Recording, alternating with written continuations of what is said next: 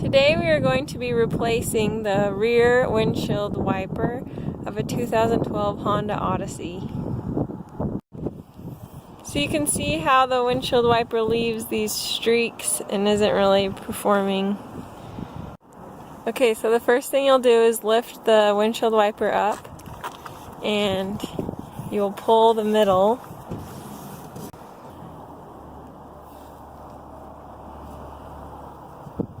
And then you just pull it off once it's flipped to the middle.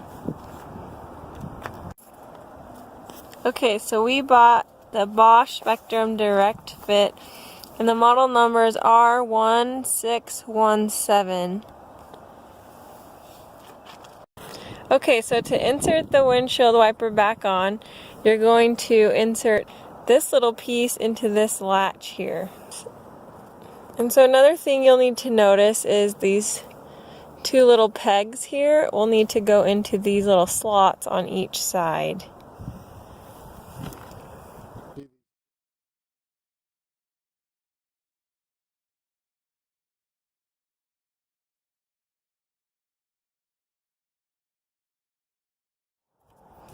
So you'll slide it in.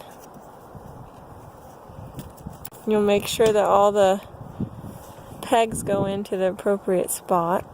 So make sure the pegs go into the joint, and then you'll just flip it the right direction.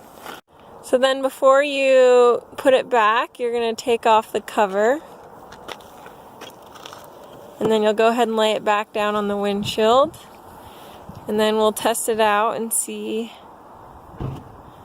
how it works. Get some windshield wiper fluid.